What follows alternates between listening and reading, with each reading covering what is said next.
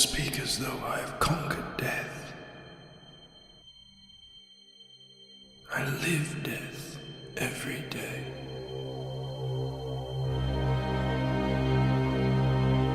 I am surrounded by it, smothered by it. Look at you now.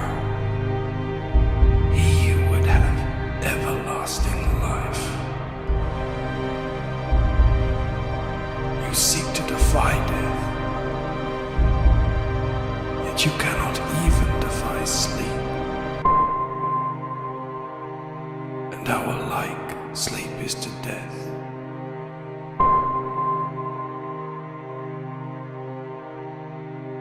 It is a painted death.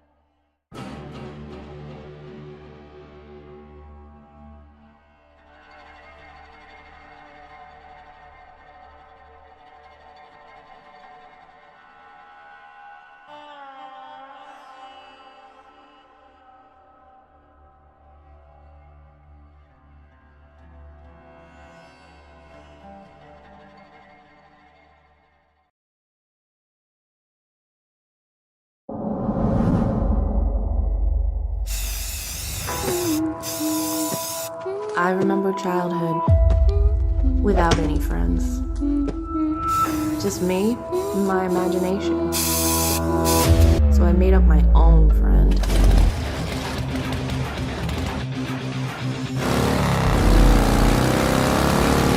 Crim's my best bud. I don't know what I'd do without him. But there's some things we should keep locked away. Not the imaginary friends, but the imaginary fiends.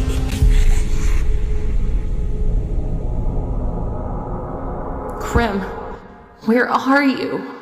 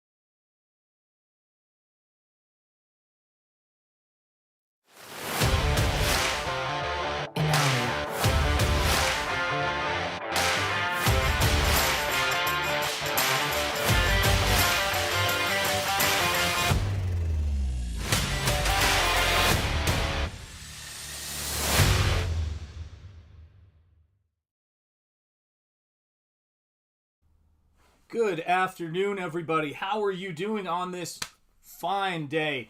It is great to see all of you here. I am really enjoying this space. I'm really enjoying the YouTube space, and I was thinking about when I created my latest short, which is, of course, Molly's Dance. I thought to myself, this is a blast. Like, this is so much fun. We can do anything in this space. And doing micro shorts, animated shorts, has been incredibly fun to do. And I'm going to keep this stuff up just to make the show a lot of fun. But let us not forget to see who is in the chat, especially our wonderful channel members. Thank you guys so much. Stephen Rockwood drawing the first, the Alpha, the Omega channel member. Thank you so much, Stephen Rockwood, for being here. Happy Wednesday to you, my friend. We have got the professor himself, Antoine Dennison. I tip my cap to you. I like the font as well. I love talking fonts with all you fantastic folks. Paulus Arts is here. Hail, Shanth Enjeti. Hail to you, Paulus Arts. I hope you're doing well. Let's see who else. We have got Morning Shanth from Simply Green. Morning to you, my friend. I hope you're doing well. And, of course, channel member, my main man, my can of spam. It's all about money. Lloyd Burton in the house. It is great to see you, Lloyd. How are you doing, my friend? Channel member Hostman Socrates says, hail all. I say hail to all as well. And hail to you, Hostman Socrates. And yes, indeed, do smash that like button. John is in the house. Rules of the joint. You gotta be awesome. Amen. And John, you obey the rules at all times. Thank you so much for being here, my friend. You are awesome. Look harder. It'll get there. Give me time, man. Micro shorts. Yeah, those were from the 70s and 80s, right? Yeah, they were. And on the right people, they could look fantastic, John. But not always fantastic. So yes, I've been working away on the trading cards for the Nosfero campaign as I am writing the book. Let me adjust the angle there so you guys can see that a little better. And of course, this is the one that I was. See if I can get that in focus. There you go. This is the one I was working on last stream, and I am working on wrapping these up, and then that'll be some of the last visual stuff. And I wanted to make an announcement here on stream. And because I think it'll be, useful to those of you who are interested. People ask about selling artwork. Both of the original art pieces for these trading cards are going to be put up on the campaign for sale. So if you are interested in these, just keep your eyes and ears peeled, and I will let you guys know when those go up on the campaign. But of course, they must be done first. And they must be sublime, and that is what we're here to do today. And how's everybody doing today? Speaking of, I hope you guys are having a great Wednesday as we work away and as we continue to have fun. Let's see, Paulus Arts, bye and bow. Yep. Well, see you later then. Take care, Paulus. We hate to see you go, but we love to watch you leave. Actually, that's a little bit too erotic for this hour. Big Doggo looks like he could use a hug. Yes, he could use a hug, but he's a loving dog. Shanth, could you do anything like sketch cards for Nosfero? I imagine individual painted pieces would take too long. Yeah, I'm going to be looking at a bunch of different stuff, and yes, every piece of artwork, oh my lord, it's a lot. I was watching Ethan doing a sketch stream, and these things, they take a while. American Comics Company in the house. You're always in good company when American Comics Company's in the house. Tell I'm like forgetting to swallow or breathe, one of the two. It's one of those things. It's great to have you here. Let's see, Paulus Arts. You are based though. You're absolutely right. T-shirt, yes, I want to do T-shirts. I may have mentioned this to you guys, and I can't for the life of me understand why this is. But I actually put up a store, and I forget which site it was. I think it was Redbubble, with my T-shirts made with Liberty in the USA and a bunch of stuff, and without any information on why, they pulled the store down and closed it. And I don't know if it's because I posted it on Twitter, and the usual suspects who see anything hashtag Comicsgate went after it, but it was incredibly frustrating because I just was like, people have been wanting these shirts. So I'm gonna see what I can come up with on that score. It's not for lack of trying, but I do think that it's just, I don't understand why, what motivates people to do things like that, with their time. But there was nothing, inappropriate. There was nothing, and they sent me a message saying, we've taken it down. We will not explain why. The usual stuff, and I thought, well, I own the copyright to it. I designed it, so I can't imagine what that was about. But it does happen. Yes, it is frustrating, Simply Green. It's very frustrating. It's just unnecessary, too, right? Let me see here. And yes, indeed. Hello, channel member Cranberry Langers. It is great to see you. I hope you're doing well. And good to see you this afternoon. You'd think something named Red Bubble would be more logical. Agreed. But sadly, John, how it goes. You know how it goes, as Jericho Green would say. Shout out to him and Gabe. I'm going to be doing Double Impact, as we always do. We're going to be talking about Pale Rider. So a Western, for those of you guys who are eagerly awaiting RAZÖRFIST's book. And I will tell you that the fun thing about wrapping up Nosfero and getting to this point, and let me know if the audio levels are good for you guys, by the way. If they're too loud, let me know. But the fun thing about wrapping up Nosfero is seeing so many of the things that I was excited to do with this book, and that they've been made real. And one of the pitches for Fantomas when I started doing this book, outside of Hound of the Baskervilles and that kind of thing, was a simple, way to sum up the character. He is King Kong dog. I wanted to do a dog that was a cross between a Cane Corso and King Kong. And it's been such a blast seeing this character kind of come to life, and now getting his very Masters of the Universe inspired trading card. And I love creating in this space. That's the stuff to me that is the exciting part of it, is we're free. General Piggy, hail my friends. Hail to you, General Piggy, channel member. It is great to see you. Always great to see you. And you are very welcome, Cranberry Langers. Let's see here. Shanth Enjeti art, that's BS. Organized chaos and actual fandom. We're putting up things accusing geeks and gamers of being fine. Yes. Yeah, I have to tell you guys, I was having a conversation with Gabe the other night, and I was talking about, or yesterday night, or morning, I guess it was here technically, and we were just talking about, and we're always talking about it, just the algorithmic hijinks and silliness, and then the bad actors out there who are just out to try to harm people's businesses and harm what they do. And the trickiest thing in the world for anybody in this space but it's one of the most essential, is to stay positive and stay enthusiastic about what you're doing, and never stop working. Never stop working on different things, and keep that enthusiasm up. And when I'm working on those shorts, those little animations I do, it's basically me sitting back and going, what's something that I can physically do, that I'm capable of creating, that will make things more exciting and more fun for the audience in terms of a couple of things. But the main one being letting them know anything is possible. And that with your super chats, with your channel memberships, and with your support, anything can be made. Anything is possible. And that's the thing that I love so much about doing stuff on this channel. That's the real joy of it, is to get other people excited about what we're doing here. And that's a blast. Indeed. Without a doubt. Yeah. Yes, exactly. Audio seems correct. Awesome. Thank you, John. Pale Rider is a wonderful movie. Agreed. It was it's one of Jericho's favorite movies, and he's been pushing for it, and I love it. I was just watching it on Blu-ray again. Yes, King Dog. You're absolutely right, Cranberry Langers. That's right, man. Yes. I can't even totally pronounce it, but respect and love, Simply Green. Let's see here. He looks like a pit bull. I do not like pit bulls. Got attacked by one. Well, he is not a pit bull then. And he would never attack you. Hostman Socrates, know that. This dog loves you. John, maybe audio is slightly low. Interesting.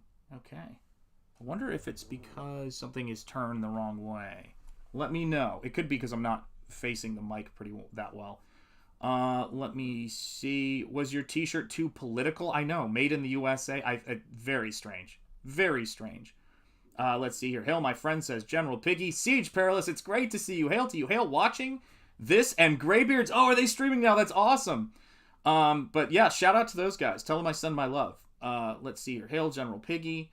American Comics Company, are you doing it all? There you go. Let's see here. Hail, my friend. There's my brother from another mother, Jeremy Ice and Fire, looking great as usual, Sean. Thank you, Jeremy. It is great to see you in the chat. Hail to you, my friend, and God bless. Hail, Jeremy. It's Courtney's Fellowship of Oddballs in the house. Hi, Shanth. Hi, everyone. Hi, Courtney. I tip my cap to you, my lady. It is great to see you. And I think you had mentioned, you and Tammy A were talking about, and everybody, so many people in this chat are moving. And I can't remember if you said you were moving or something, but whatever it is, whatever is up with all of you guys, whether you're moving or whatever else, I hope everything is going well, and it's great to see you guys. Let me see. All these folks I've been talking to have been in the middle of moves, and I don't envy it. God bless you all. Boxing and unboxing things. Oh, dear heavens. Oh, thank you, Courtney. I appreciate that so much. Raiden Radio, I can hear you, but in Korean. It happens. Raiden Radio, it happens. I am, of course, oh my gosh, fluent in Korean. A lot of you guys don't know this, but I am a member of Korean boy band BTS. It's true. Just look. If you look hard, you can see me. My dance moves are second to none. Let's see here. You'll get there with practice. American Comics Company, says John. Let me see. Courtney's saying hello. Hi back all. Much love. Much love from Courtney, as always. Courtney, we appreciate you being here. Let's see. I'll be moving soon. Pray for Mojo. And yes, I shall pray for you. Moving is big. Yeah, Tammy A moved to Florida. I'm not jelly. Nope, not at all. I know, that's a move. That's a serious, when you switch states too, but I mean, all moves, you know. Move away from crying gunshots. Yes, agreed. I'm not moving right now. Oh, I'm moving right now. My bowels, though, says Antoine Dennison. Antoine Dennison, my goodness, man. I don't believe you. Oh, that's right. I'm moving on the 21st. I'm also having a birthday stream this Friday. Happy early birthday, Courtney. With some fun guests, and I'd love to see you all. Guys, everybody, if you're not subscribed to Courtney's YouTube channel, do make sure you go and subscribe to it right now. Birthday stream on Friday. Fantastic, and happy early birthday, Courtney's Fellowship of Oddballs, and many happy returns is one of my favorite expressions, and I always love to say it. Yes, indeed. Hi, Lloyd. Everybody is saying hello, hello, hello. And I'm just showing the white of the page as I move my arm. Isn't that something fantastic? So, like a professional streamer that I am. And so when I'm working on these characters and when I'm painting them, I'm always thinking of some of my favorite works of literature, like all of the Lovecraft stories I love, but I'm also thinking of special effects artists. If there's one group of artists who influence my work that outside of comics and fantasy illustration, like the Frazettas of this world, it is old school practical effects artists. Those guys are incredible to me. I just love their stuff so much. And I look at Rick Baker is a huge influence on my work. I love his stuff. Of course, I love folks like Ray Harryhausen and Willis O'Brien. But Miles Tevis, who does a lot of creature sculpting and does some outstanding pinup art. If you're not following him on Instagram, he does great creature stuff. He's worked for ILM, Stan Winston Studios. He is just a genius. But those guys influence me a lot. And I find myself looking at a lot of concept sculptors as well. Because there's something, when I'm painting, I like to think of things in 3D, even though I don't do a lot of 3D work myself. It's easier for me. I think that's why, to be honest, I think that's why I like action figures so much. Yes, Jim Henson's stuff was great. Rest in peace. That's so crazy you say that, Hostman Socrates. I was thinking of Jim Henson this morning. Hello, channel member Scottsley. It is great to see you. Hail to you, and I hope you are doing very well this fine day. And yeah, we're just going to keep crushing it, man. We're just going to keep crushing it. Yes, turnaround art is really cool, too. Yeah, I love that stuff. Yeah, it's so funny. But John says, I hope the practical effects artists document their craft as to not be lost to time. Indeed. I agree. I love those old school practical effects. Yeah.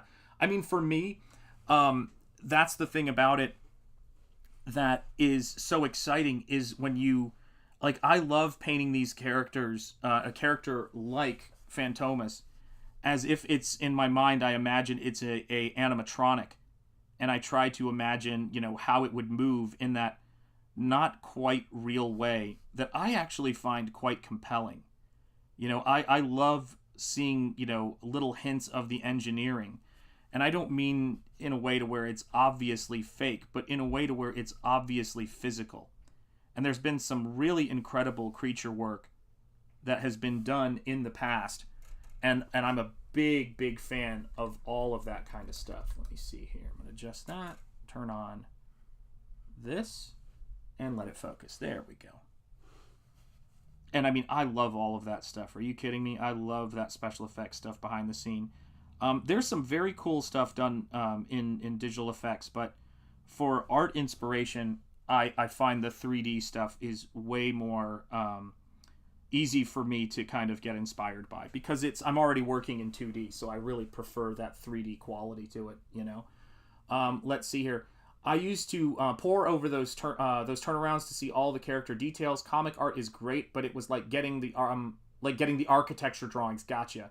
Animatronic, I'm getting a mouse suit vibes here. Where's Tamier? She'll be here shortly, I'm sure. Let me see here. Hostman Socrates says, Shanth Enjeti art. Speaking of practical effects, I just found out that Mark Wahlberg used a prosthetic. Oh, yes, I've heard about that. Yes, I have. Funny enough, was just talking about Mark Wahlberg also. We must be on the same wavelength. Let me see here. Let's see here. Jeremy Eisenfire, practical will always trump digital for me. Agreed, yeah, and I don't know if it's nostalgia. Agreed, says Courtney. Courtney's Fellowship of Oddballs. Oh, Shanth, I know a guy made Batman versus Predator sculpts. I'll see if I can find it. Ooh. Dang, yeah, that's what's really cool about YouTube and Instagram. And a lot of these visual platforms that are out there, is that you can see people showing their entire process, start to finish, on... Let me adjust this camera. It's driving me crazy. And there we go. But you can see many people documenting their entire creative process of making their work, and it's a school like you've never really had before in terms of the accessibility. So you can see videos of like the Shiflett brothers sculpting, or Simon Lee, Spider Zero on Instagram, and I think all his socials. You can see him sculpting, and these are world-class, you know, concept artists doing just mind-blowing work. And that's the thing for me that sort of makes this whole thing that we're doing so exciting, is that we get to, I mean, look at the way that we can create worlds basically with paint, and the way that we can create worlds with animation. And it's cool stuff, man. It's really cool stuff. There we go. Just going to drop a little bit of a highlight on that side. But yeah, these are going to be two of the pieces that are going to be for sale on the campaign. It'll probably be one of the last things that I put up on the campaign before I close it out. And I'm really, I tell you what, guys, it's every day I chip away at, you know, refining the script on this book. I'm getting more and more excited about it, because it is such a, as you know, sharing and creating fantasy stories and making, you know, this kind of stuff is what makes what we do here and what makes this space that we're in so vibrant and so exciting. And I've been dying to contribute my first comic book project to everybody's collection. You know, that's going to be the fun part for me, is that it's going to take its place alongside all of the other great books that we're making, and I think broaden it. You know, it is Comicsgate's first fully painted comic book, and it's just adding another wrinkle to what we do in this space, you know, and that is the cool thing. That is the cool thing about it. Let's see here. Turning old. Shush, I'm turning old. There you go. I love that. Turning old, is that a specific age? Yes. Let's see here. I have no help, but I do everything alone. I'm a badass. There you go, Courtney. Represent, folks. That's what it's about. And yeah, I always think that if I can force myself, you know, as an artist and as an animator, as a person creating content, to do everything that I could possibly do and then just try to pare these things down so that I can maximize, at least certainly with the animation, how quickly I can get this stuff out. And then with these books, make sure that it's something that is going to be a part of your library that you are proud to have in there and have with all of your other great books, because books are funny that way, right? They are something that run deep with people. You know, people who collect books and collect art and want that physical copy of it, like myself, we want it to be something that is beautiful, that is inspiring, and is enriching. And I appreciate what you guys are, you know, your enthusiasm for this so much. And I also want, you know, you to be able to show it to people and with pride and say, look, this is something that I helped fund. This is a creator that I have been following, you know, since, you know, for in some cases, people go way back to my first 2 art books. But in other cases, since I've launched, you know, Nosfero, but that's still way ahead of when everybody else, you know, is going to be catching on and seeing this book. And I'm proud that you guys are the folks who are here. You know, Courtney's Fellowship of Oddballs said, 45 is turning old. There you go. Forever 42, says John. Of course, the answer to life. Shanth Enjeti art, yeah, bad cover art will put me off from buying a good book. Yeah, it happens. I'll be that age in 3 years when I count backwards now. There you go. Quality better than quantity. Well, you know, and it's so funny too, because when I'm looking at books, and I'm looking at anybody in this space doing stuff, like, I have to tell you, there are works that just are staggeringly beautiful. And the stuff that Dale Keown has been putting out, shout out to Dale Keown and shout out to Phil Diaz, is just incredible, and I cannot wait till the launch of that Pit Omnibus. I am so excited about the Pit Omnibus, and I believe the sign-up for the Pit Omnibus is up now. So if you have not signed up, shoot, I got to get that link in my in the description for this. If you have not signed up for the Pit Omnibus yet, please make sure that you do, because it is going to be utterly worthwhile, because that book has been in dire need of a reprint for so long. And what I think is really exciting about it, and some of the best news about the Pit Omnibus, is that once those files are put together for the Omnibus, they will be a lot more archival than they have been. You know, I mean, that's the thing that's really cool about it, because I know that Dale had to go and dig up all these old zip disks and get all of that stuff together, but it's nice to know that there'll be a really good, pristine version for us to have, because that's a book that should never go out of print. I mean, never go out of print. Let's see here.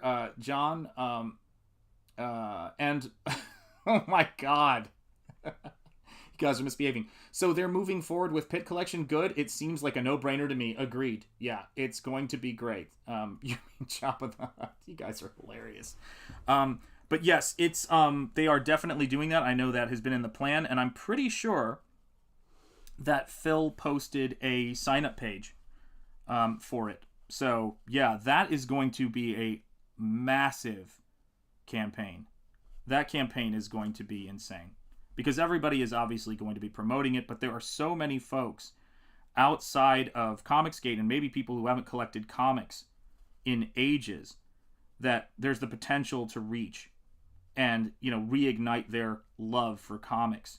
Because I know so many people who, because that book was just massive when it came out, who would love to be able to get another copy of that book, because, you know, the print quality has gotten better. Books are you know, I have a copy either here on one of these sides of me, these piles of books, but I have a copy of the Full Bleed Studios Pit Collection, and it's fantastic, but the print quality is not great compared to what we can do today. Tari, it is good to see you, my friend. How are you doing? I'm doing well, actually. And how are you doing, sir? I guess I should say. Let's see here. Hostman Socrates. Yep, perhaps the tables have turned for him. I have no idea what that is, but I'm with you. Something about Jabba the Hutt, I think. Jabba the Hutt related. And Tari, it is good to see you, my friend. Let's see here. And if you have not yet, please like the stream. Please share it out. Please get the word out there. We are always appreciative when you guys do that. And I will say that we are also always fighting that ding-dang algorithm. It is, you know, I should say that, like with all of these things, every bit helps. Every little bit helps. I mean, it's it's incredible for me. I was updating the credits. Oh shoot, I got to update the credits for the show. And I'll do that before we're done here today. But I was updating the credits with the new channel members, and I was just thinking, thank you guys so much. This is ridiculous how many channel members there are for such a small channel. It is so appreciative. Hey, Michael Bancroft in the house. It is great to see you, my friend. How are you doing? Hello at Michael Bancroft, Chokeout's dog portrait. Yes, this actually is. He has cane corsos. That's right. Hail, Michael. It is great to see you. Yep, I am painting Phantomas and having a great time, Michael, working on all of this stuff. Yeah, Chokeout, I was on a stream with Chokeout once. I think it might have been post-Kangs. And he held up one of his beautiful dogs, and I said, yeah, my dog character is inspired by cane corsos. And he has, I believe, several cane corsos, if I'm not mistaken. So shout out to Chokeout, wherever he be. Whether he be in the UK or he be in America. I know he is an international man of mystery. There's no getting around it. There you go. I still love the reference to that, one of the greatest play-by-play streams of all time, of course, Ethan's Rumble in Toontown, which has to be one of the funniest things I think I've ever watched live. Just incredible. I mean, some people are some people have just got that amazing ability to sum up a situation and raise many questions of what various people were doing before they showed up at the Rumble. It is crazy, and hail to both Captain Chokeout and the real hero of the Rumble of Toontown, of course, the real Captain Chokeout as well. Just incredible stuff. There we go. We are coming together. Oh, I love doing stuff like this. I mean, and the paint's wet, so it can be a little tricky to see sometimes. But if you guys see what I mean, when I work on something like this, it's giving it that kind of, that rich sort of color to it. That rich kind of visual look. Let me see if I can adjust. I knew there was some there. I'm going to adjust the gamma just a little bit on it to see if that helps. The brightness was up a little high, but maybe I'll bring it to there. There we go. That's a little easier to see. But you can see how it's almost like these crazy sort of waves of paint. When I put in these structural sort of marks, I'm just picking up a highlight and trying to give it this really nice, kind of organic quality as I move the brush across this thing so that the surface has that really nice kind of mottled quality to it. There we go.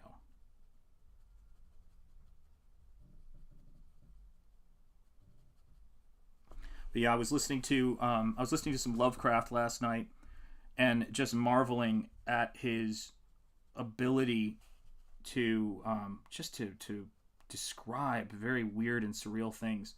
And whenever I listen to his work, it immediately makes me want to go and paint weird, crazy, insane things. That's the joy of all of this.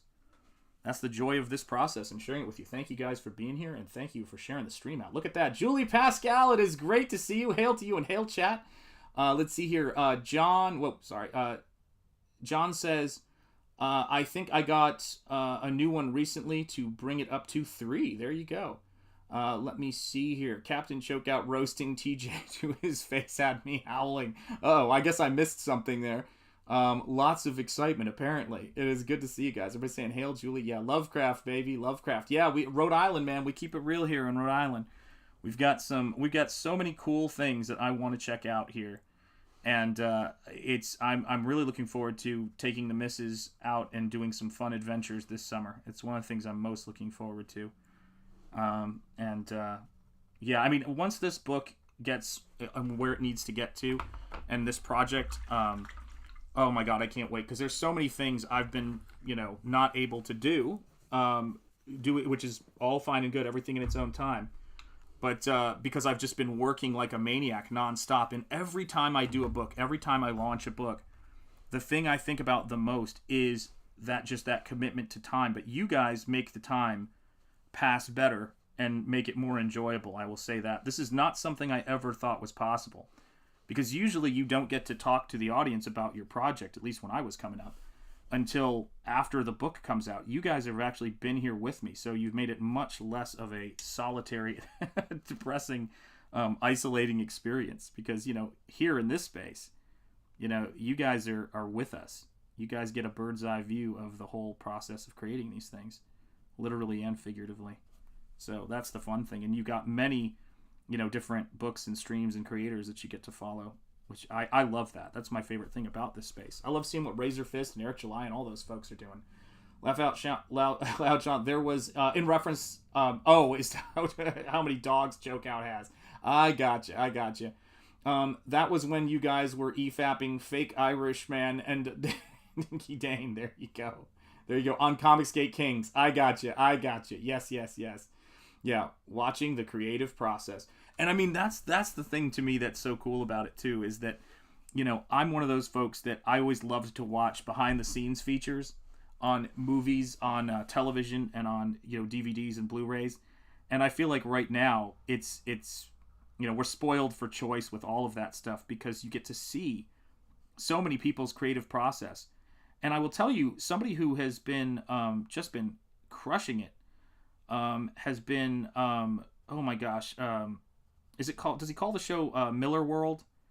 I'm trying to think of, but he had an interview with Travis Charest on his channel recently, and man, was it eye-opening. I learned a lot about Travis that I didn't know, and it was such a great stream. And I just thought, oh man, I am so glad Travis, you know, agreed to, you know, talk about the project they're working on.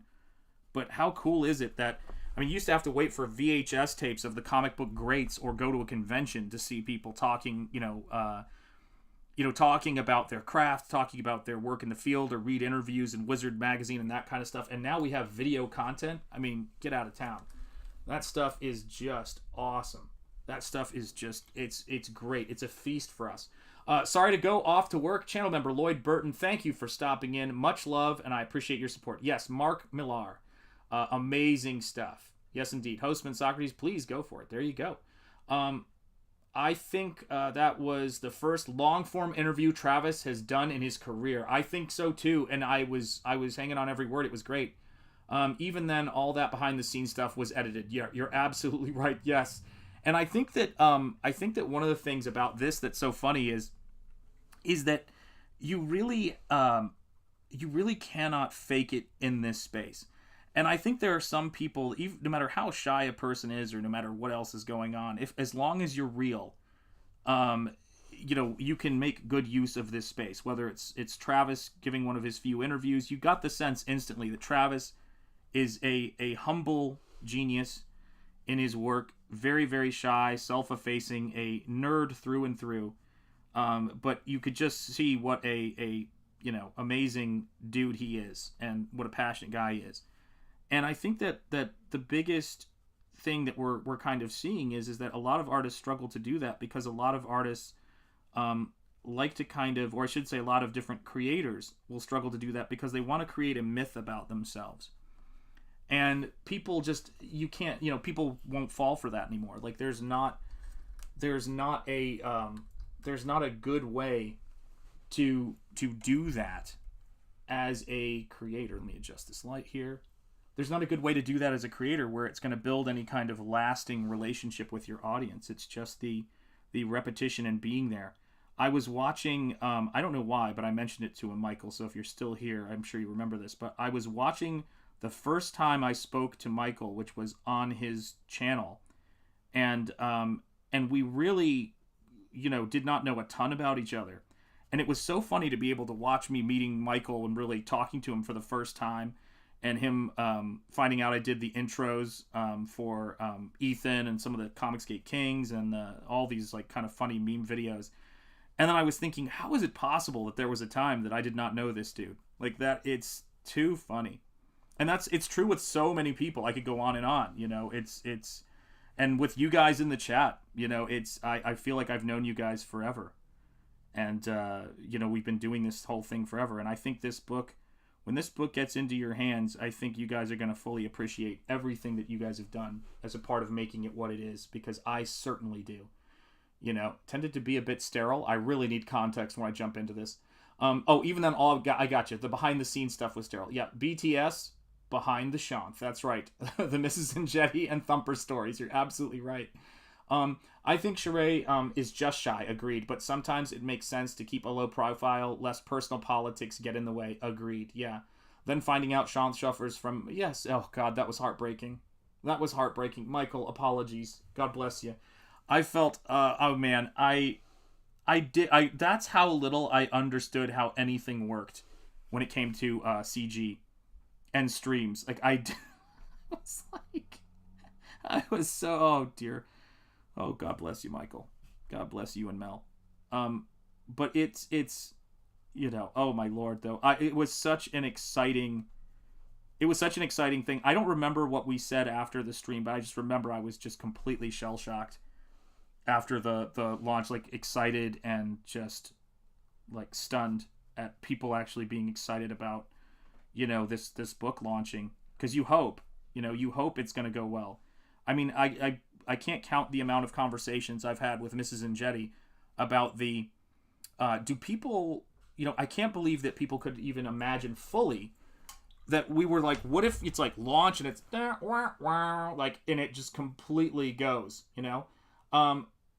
Texas Mofo did a great entrance for Jimmy Reyes, had me floored with laughter. Oh, that is awesome. I love it, man. I love it. Yes, it's, oh my gosh, a super chat from Hostman Socrates. I tip my cap to you, my friend. $5. Shanth, let's see here. You mind if I put you as a friend of the channel on my channel page? Of course you can do that. I think that's the right answer. I mean, yes. Not that I mind, but you know what I'm saying. Also, I had no idea you did a series called Spring Ball in early 2002. Yes, I did. And for your super chat, my friend, this is for you.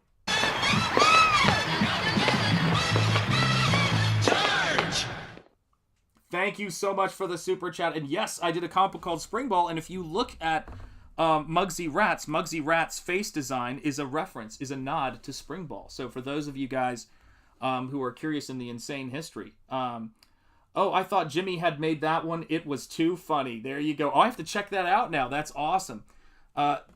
Simply Green says, there's a reason I'm happy just being an anon floating around on the web till I have something worth putting my name on.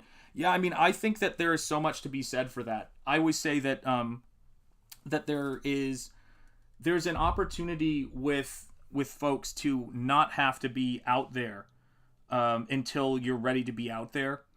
And I don't think that more is always more when it comes to, you know, putting yourself out there and you know, that kind of thing. Like, particularly for any creators coming up, I think, yes, putting your artwork out there like crazy. But I used to say with my students a lot of times that there's the way it works is there's always a risk with commentary content before you've, I mean, unless that's all you plan to do. But if you're an aspiring creator, because it's just it's a dicey kind of thing that you wouldn't want to have to navigate. And I think sometimes that that it's like you've got to find your sort of your happy medium. And it's a hard thing to describe, and I think people who do it might know better. But watching who do it better than I do might know better. But Eric July has got a really perfect balance in what he does in terms of his audience and in terms of promoting what he does and in terms of being in the commentary space. But I think it's because it's so tied to who he is as a person. I don't know if I'd ever want to see that from Travis Charest. I mean, I don't think everybody needs to particularly do that. But I would say give yourself some time to figure out who you are and get into a groove. That's the main thing.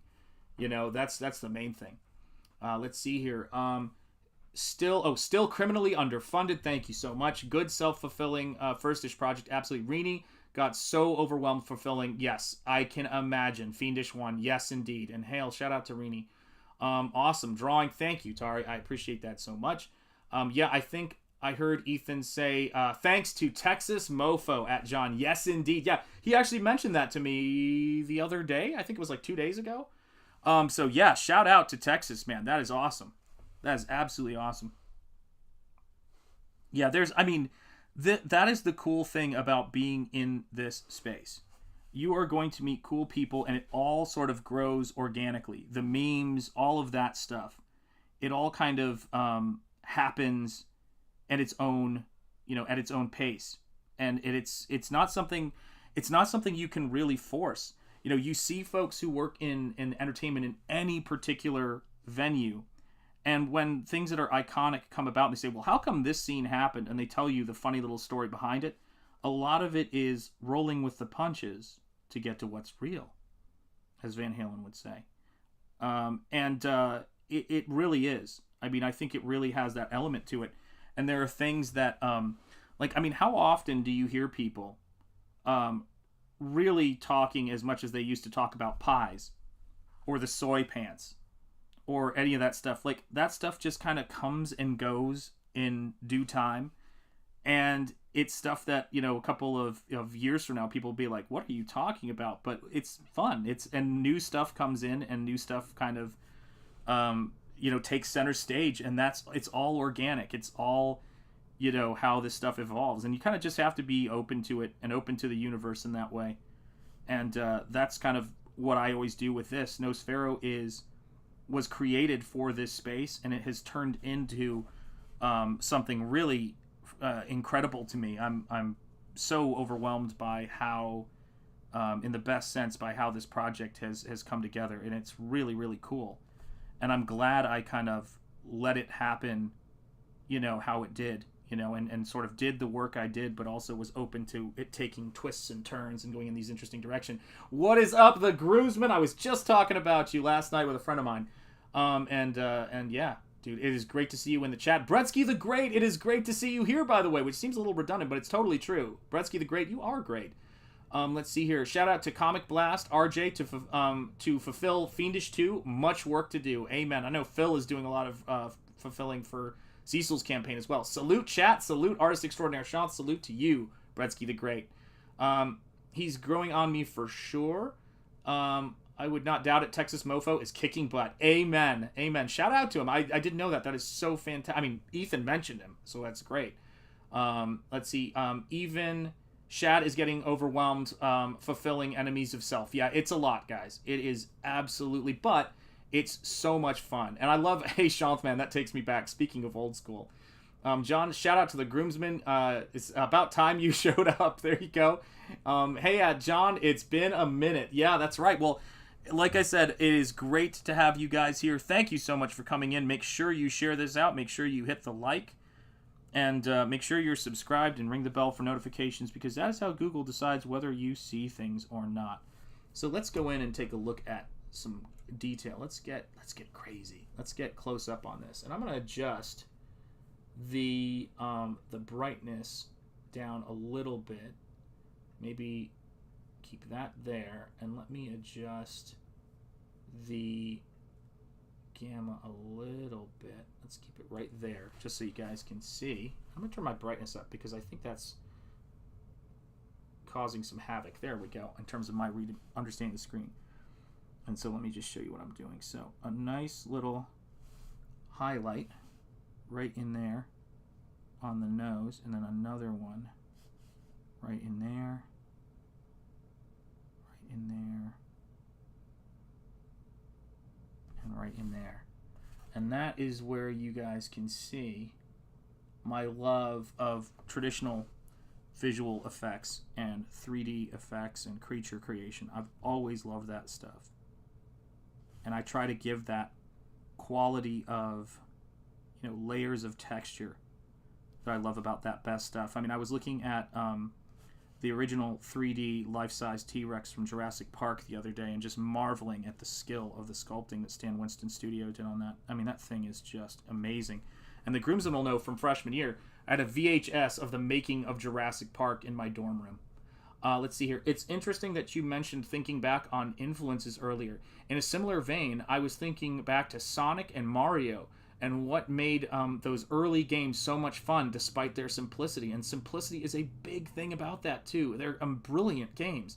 Again, talking about those the other day. I believe RJ may be fulfilling Drunk 3PO's Achromatic Chronicles. Shout out to Drunk 3PO, 100%. Yeah, I'm really excited about that project, and shout out to Drunk 3PO. What YouTube is completely honorable. You're absolutely right. Yeah, no kidding. No offense to RJ, but he shipped Kozar in a way that bent all of the badass mini prints. I did not see that particular thing. Oh, I'm sorry to hear that, Paulus Arts. Let's see here. In part, I think a lot of games have become like a job, yes. and I want to go back to the easy to pick up, hard to master style. I agree with that 100%. Good evening, fellow artist Skunk Artworks. It is great to see you in the house. I hope you are doing well, Skunk. Let's see here. Yeah, I know I need to reach out to the Bartons about it. There you go. Yeah, I mean, that's the thing, too. Absolutely, absolutely reach out. And I would agree with that. I mean, if you're looking at the box office of Super Mario, which, of course, I'm a big fan of following, you know, that the box office thing and Valiant Renegade and all of those guys, because I just love talking minutia of entertainment.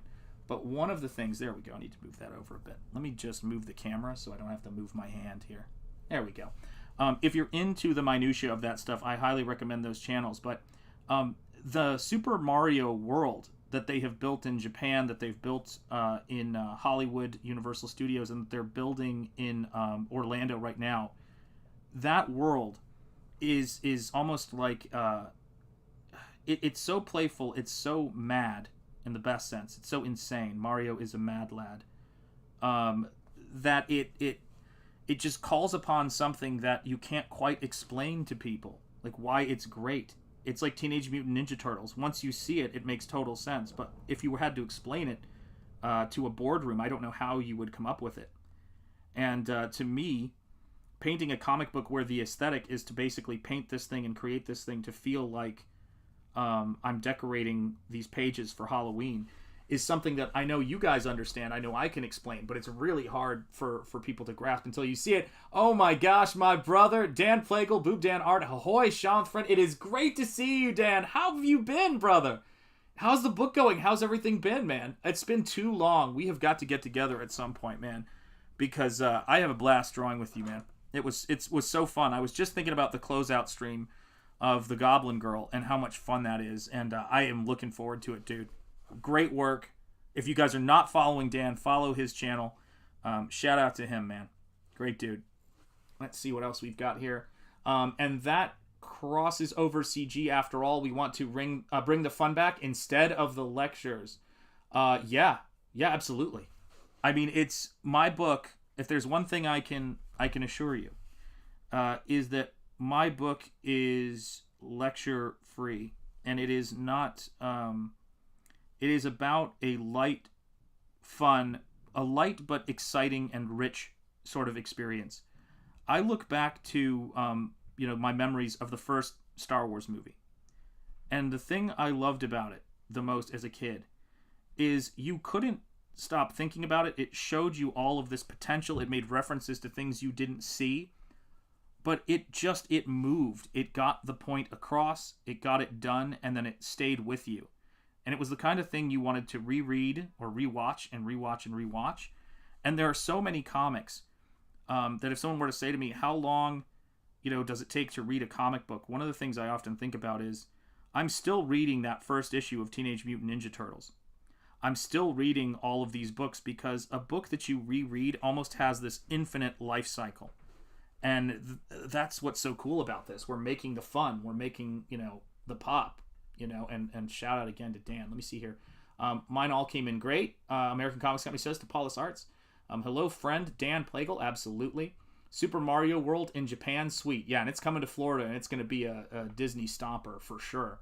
I want to see creators having fun creating. Well, you've come to the right place, my friend. What's up, Paulus Arts? Michael Bancroft says, hey, Dan Plagle. Simply green. Indeed, no one wants to think someone is a slave or indentured service creating the pieces we love. Yeah, it's got to be. You got to have fun. And you got to work hard and you got to have fun. Those are the two things. Passion, I see. Passion translated from French. There you go. Got it. Very nice. How did I miss that? Yeah, I don't know what's wrong with me there. There we go.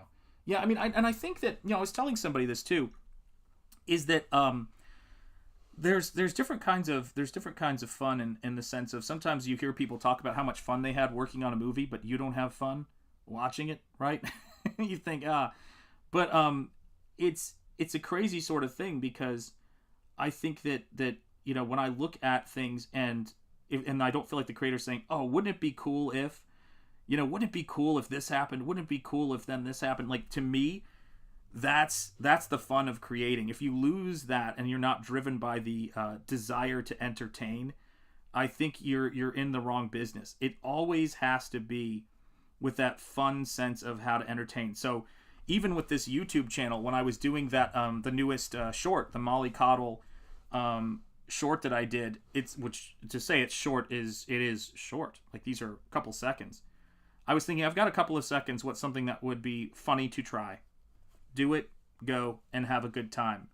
And it's just a little extra fun, a little extra to the experience of coming and watching videos here, is that you might see some animation. Just like when I was doing stuff, and whenever I do stuff for Jericho, when I do stuff, for Gabe, for Super Chats, when I do stuff for anybody, John Malin, any of the folks I've done stuff for, the goal, first and foremost, is to make sure that I'm doing something that's going to be fun to watch and entertaining. And that's why I've always enjoyed making trailers. And I'm just taking everything I'm doing constantly and trying to get to the next step. That's what it comes down to. I'm getting, let's see here, I'm getting very excited for the launch of Painted Death. You and me both, Michael. I am so excited for Painted Death. Whoops, almost knocked that painting on the floor. So excited for Painted Death, and I cannot wait to see it, man. Would love to maybe have a Shanth Enjeti Lucent t-shirt available as well, perhaps. Yeah, we're going to get that done. Let's see here. Michael Bancroft, John, yes. I'm getting very excited for the launch of Painted Death as well. Good, there you go. It's the same word, both languages. Oh, I got you. I read Batman Year One and Daredevil, The Man Without Fear when I was way too young to understand them. Reading them now has been a real treat. You know what's interesting? I love that. I've been going back and watching a lot of older stuff and reconnecting with it. And sometimes I'll just say, there's been a while since I've watched this movie. I need to go back and check it out. I think that's a great thing to do with your time. If there's something you haven't seen in a while that you're excited about and that you're interested in going back and revisiting it, whether it's a Western, it's a horror movie, it's a comic book, whatever it is, go back and do it. And I think this kind of dovetails nicely into what I was saying about the Pit Omnibus. I think there's a ton of people who have a wonderful memory of the launch of Pit and Dale Keown's incredible work on that book. And I think they're going to be really excited when they hear about the launch of the reprint. So one of the things that I think will be is important to do, and I have so much excitement about doing it, is getting the word out. And the same thing goes with Painted Death. There is a massive audience in this world that loves comic books and loves the art form, loves drawing, loves fantasy, loves storytelling. And you see that with Jeremy Ice and Fire on his channel when he's talking about Game of Thrones and talking about movies and fantasy and comic books, and Aldous is talking about Pulp.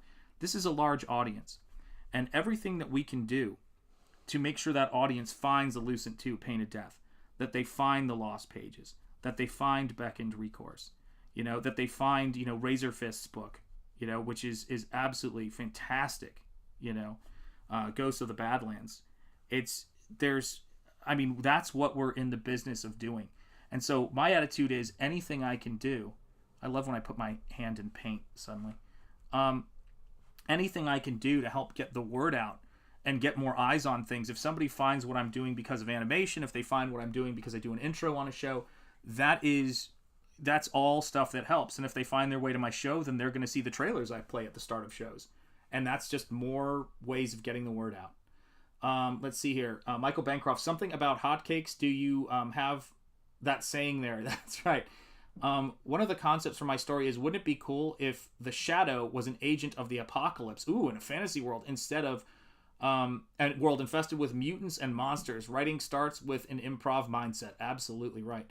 Shanth, okay, as someone who knows just enough to be dangerous, why use Photoshop instead of Blender to create those shorts? Oh, wow, that's a really good question. Ooh, wow. I think the bigger question is, why use a trackpad instead of a tablet? But because, my process would drive Michael and many others to drink and say, why the heck? Let me see if this helps. No, it doesn't do anything. I have a very strange process when I work, a very crazy process. But it's really ultimately because using Photoshop allows me to draw and build the way that I want to build. And it's... I'm not so much an animator, obviously, as I am as a drawer. And Photoshop it allows me to do certain kinds of editing things I want to do, but it also, I don't know, it's the one that speaks to me.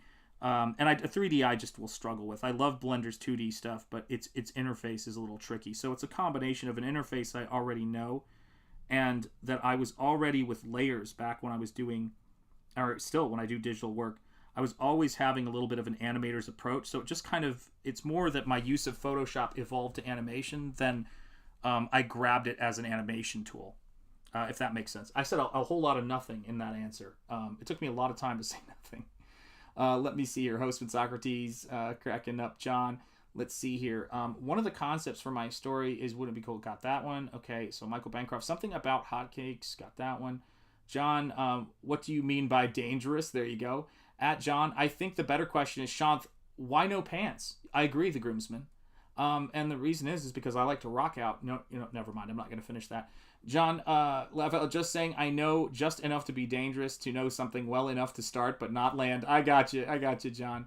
The groomsman, he's not Jeffrey Toobin. Oh, dear Lord, that was such a weird story. And yes, amen.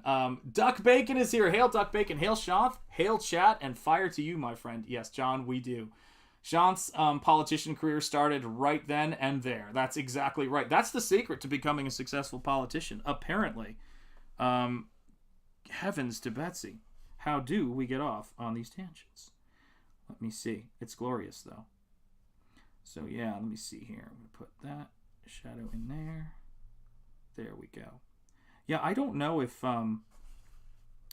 you could have ever told me not only that there would be something like YouTube, which is bizarre enough, but I don't know if I would have ever believed that we would be able to, that I'd be painting, that I'd be doing, traditional media, and that we would be able to broadcast it like Bob Ross, for heaven's sake.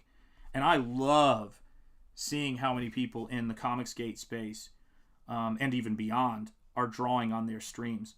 Because I do think that we're going to have to, I agree with the moniker that this is the Iron Age, and I agree with RAZÖRFIST on that, because we are really building from the ground up.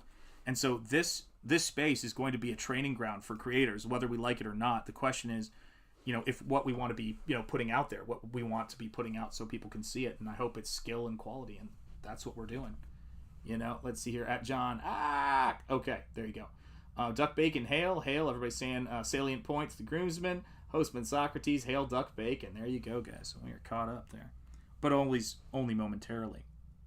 But, it's... comics and books are very important to me, and why I enjoyed making those art books. I wanted to sell books of my artwork as opposed to just prints. Not that there's anything wrong with that. I would love to get into doing that more. But I don't know, there's something about books that runs kind of deep with us, and the ability to flip through, books of art or comic books is just something I really enjoy, and I feel the same way about video. But I want to make sure that the books that I make are kind of a throwback in many ways to what's best about books.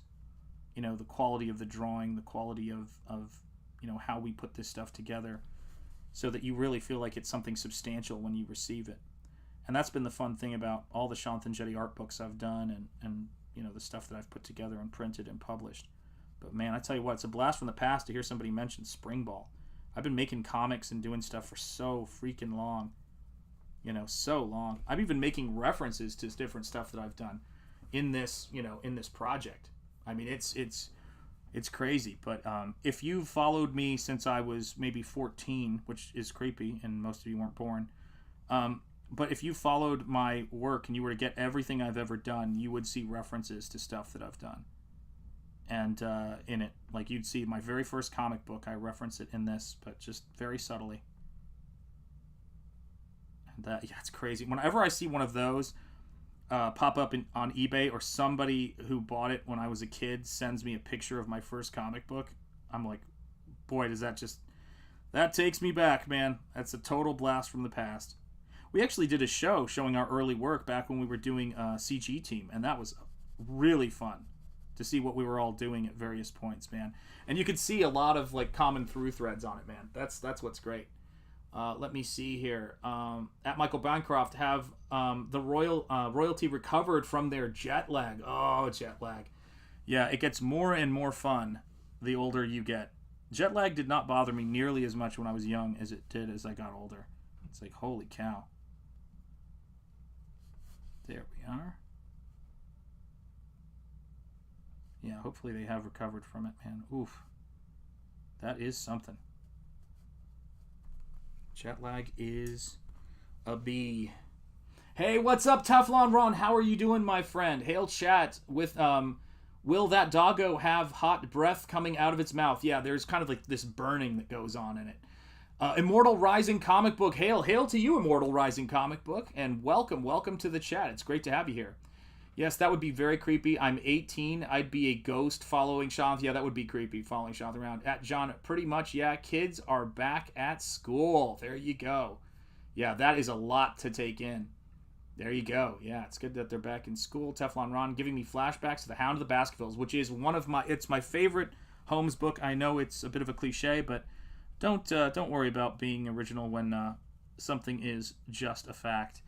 And Hound of the Baskervilles is an absolutely amazing book. But I love that book, and I'm not positive. Is it still there? Is it still there? I don't know that it is. But for a very long time, and I've mentioned this on stream, I have drawn with Son of a Bee Sting. I've drawn with a copy of a facsimile edition of The Hound of the Baskervilles next to me at all times. It is one of my absolute favorite books in the world. So yes, shout out to Arthur Conan Doyle, brother. Rest in peace and great work. Let me see here. Watching Shanth paint is like watching an awesome street magician. Thank you so much. I appreciate that, Duck Bacon. It's a funny thing because I remember those moments when my mentor would do, or any of my mentors, frankly, some of my better teachers would do demos in front of me, or I would see somebody do a demo at a convention, and that is the way I would describe it. It's always got this feeling of being like magic. And I think one of the fun things about being an artist, and the things I enjoy about it the most, is that, you work and work and work, and you're amazed so much by people and what they're able to do, and then one day all that work pays off and people describe what you're doing that way, and you just think, oh wow, it's happened. It's finally happened. It's such a strange thing. So I appreciate the kind words. Thank you so much for that. And yeah, there's a lot of hours and a lot of love in the making of this stuff, and a lot of appreciation for you guys backing it, supporting the stuff I do, and tuning into these shows. So thank you guys for being here. And I'm so grateful. I'm so grateful to Comicsgate. I'm so grateful, for all of those great early experiences and all of those decisions that people made to make this space, what it is today, and that so many people can come in and share their wares. I mean, there's more people. In a lot of ways, the floodgates are starting to open when it comes to this space. I mean, you've got Eric July doing incredible stuff, bringing a lot of eyes into the space. You've got RAZÖRFIST doing a book now, a comic book now. These are exciting times. And for all of us, who have been here, for years and watching this stuff happen, I can't imagine what it's like for people like, John Malin and Ethan. It must just be a tremendous relief, to see, that it's got, it's starting to have some kind of, the static friction has been broken, and it's starting to move and take on a life of its own. And so that's what's so cool to me about it. And I'm looking forward to the next Cyberfrog launch. I'm looking forward to, all of these creators that I follow and their next projects. So yeah, absolutely thrilled with how things are going right now. Let's see here. Yes, long live the Iron Age, indeed. You're absolutely right. Teflon Ron, I've never actually seen the movie. Let me see. Let me jump back. Let's see here. Holy crap, already got that much detail on it. How time flies. That is the key, right? I loved watching The Hound of the Baskervilles. So did you watch the Hammer horror movie? Which one did you watch? Or did you watch the original, gosh, I'm totally blanking on his name. Basil Rathbone version of The Hound of the Baskervilles. It's fun stuff. Yes, Uncle E and Malin can rest easy knowing their hard work has paid off. Yep, absolutely. And they have miles to go before they sleep. Much fulfilling, much work ahead, as we all do. But I think they should feel incredibly proud of their comic book legacy that they've only really just begun in many ways. because I do think the best is yet to come. I think that when creators start making work and they don't, free of oversight, but with discipline and imagination full tilt, you're going to get great stuff. And it's just a miracle when that stuff happens. I'm so inspired by being around folks who are just making this new space, because it's something that a lot of us who have followed comics have been wanting to see happen. And every now and again there's moments where a creator will come along and do something that's great and gets a lot of attention, but it's not the same thing as what we're doing here, because it's bigger than just one person. There's a fan base that basically picked up and decided to take their fandom elsewhere, and that's made the biggest difference in what we are as Comicsgate, and that's made a huge difference in my life. So thank you guys for being here and hitting the like and supporting this channel and backing Nosfero the Crypt Walker. The link is in the description. There are so many links in the description, it's ridiculous. I've got more links than Oscar Mayer, folks. And you guys are legends for dropping those links in the chat. There we go. Coming together. Let's see here. Yes, the Hammer horror version. I own that. It's fantastic. It's Peter Cushing, man. I didn't know there was another version. Yeah, the Basil Rathbone is also really good, but I love the Peter Cushing and Christopher Lee one. It's great. I pray for them a happy and easy retirement, but no time soon. Amen. Yes, indeed. I actually got my copy of Wrecked Planet in the mail. It's fantastic. Yeah, yesterday, along with the Kevin Eastman Daredevil cover. Oh, that's sweet. Let's see here. Would you be interested in having a look at what I'm working on, Shanth? Yeah. So if you post stuff on Twitter, I don't know if you do, but just tag me in it and I'll take a look. Am I open for commissions? Not at the moment, but I will be once I get a little further to the other side of this. Like right now, I've got a couple of projects, and there's one I'm kind of waiting to hear back on, and I want to confirm whether or not that is happening before I accept any sort of new commissions. But I do commissions, so rest assured, yes, I will be open at some point. So just stay tuned, and we'll get there. Let's see here. Speaking of links, I had to delete my Painted Death sign-up page. That's now all moved over to the lucentcomic.com. Okay, do tell me more. And let me update my, let me update all of my links to whatever the new one is. Yeah, that's crazy. Yeah, website form. Excellent. Sounds good. Michael Bancroft. Indiegogo troubles? Yeah, are there any other kind? Laugh out loud. How time reverses things. Open for commissions. That is. Yes. Yeah, isn't that wild? I will tell you what. This is, it has been an absolutely crazy an amazing time coming into this space. And again, I always say this, I go back to the Fandom Menace days. I was laughing when Ethan put up a video with the Rose Tico figure having its head cut off. I was dying laughing, remembering all of those times and all of the stupid Twitter drama by folks who probably don't enjoy Twitter that much anymore as a result of that. And for me, those were such great times, and now we're kind of in the groove of it. When Nosfero comes out, it will never go out of print if I have anything to say about it. It's going to just be one of those evergreen things. And I think the next, outside of a second chance aspect with Nosfero, I think the next book I'm going to put out may be a book that I do, besides maybe another art book compilation and, a second chance on Nosfero. I think one of the things I'm going to be doing is I'm going to document and make a lot of artwork documenting the process of creating Nosfero Book 2. And I think that I may launch that campaign before I launch the actual book, because I want to spend some time creating artwork freely so that I can make that book everything it can be. And I want to document that process and sell it. So it's almost going to be like you have the opportunity to buy the art of before the book comes out. And it won't be, spoiler laden, because a lot of those ideas may not even make it into the final product. But that's something I've really been thinking about. Like, how can we look at things in a new way? Let's see here. Hostman Socrates, I'll get to that in a second, Julie. Hostman Socrates, Indiegogo doxed a whole bunch of our home addresses a couple of days ago. We had to take down our pre-launch page. Some made a new one. Hold on a second, Mrs. Enjeti. There's a potential spam thing coming through. I just want to make sure that John doesn't call. Can you hold my phone for me? Can I hold your phone? Yes, on the off chance he calls, and just let me know. Because it's ringing with potential spam every 5 minutes. Sorry about that, guys. Yeah, that is awful, Michael. I had no idea, and what the heck? That's insane. How did they manage that? Julie wants to know. I would like to know as well. That is utterly disturbing. Yes. Hey, at Michael Bancroft. Yeah. Bow to Mrs. Enjeti. She is a legend. We have some great wives in Comicsgate. That is for sure. Julie Pascal, Hostman Socrates, they screwed up and update for 24 hours. Oh my. And bow to John the Plumber. God bless John. We love John. Heya, Immortal Rising comic book. Yeah, this is, guys, this is very weird.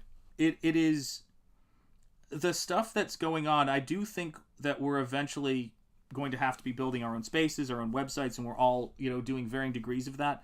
But I honestly do not know what the heck is going on over there. That is a very strange thing to hear. Good heavens. That is bizarre. Yeah, I mean, just when you think you've seen it all, as we often say, stuff like that happens, and I'm at a complete loss. I'm at a complete loss as to like what on earth was going on there.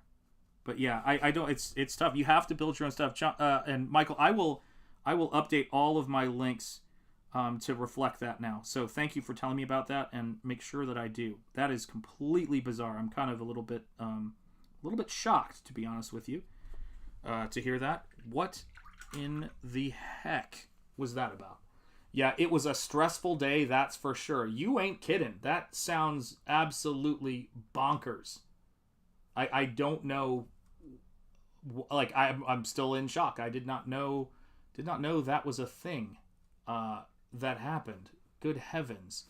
Yes, indeed. Michael Bancroft's Waking Dream. There is the correct link right there. The Lucent comic. Go there. That is where it's at.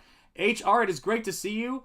Let's see here. Can I pronounce that? Joho, folks? Wow, that's an amazing picture. Thank you so much, HR. I appreciate that. Thank you for being here. Make sure you hit the like. Make sure you are subscribed. It is great to have you here. And thank you. I'm working on a painting of Phantomas, Nosfero's spirit dog transportation, and King Kong dog, as I say. Build up to the election is going... Yes, going to see many more I was just talking about that with someone the other day. You were spot on, John. Let me see here. Alrighty. And let's see what's happening here. Okay, that's working. Alrighty. Now I'm just looking at I was just looking at some things, and I'm baffled by that. I'm baffled. You just can't imagine where people are going to go with this stuff sometimes, It's crazy. Like, why would they do that? I feel like it's like the Jason Bourne movie. He jumped out the window. Why would he do that? Let's see here. Yes, check out Waking Dream. It's not that CG needs its own platform, though it'd be good. We need to find a platform we can trust. Agreed, Simply Green.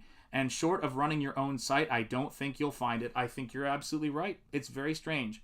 If I ever start a D-Man channel, I'm never going for monetization. Yeah, that is how it has to be when it comes to those kinds of things, right? Did Indiegogo hire some Musk Twitter ex-employees? I wouldn't be surprised.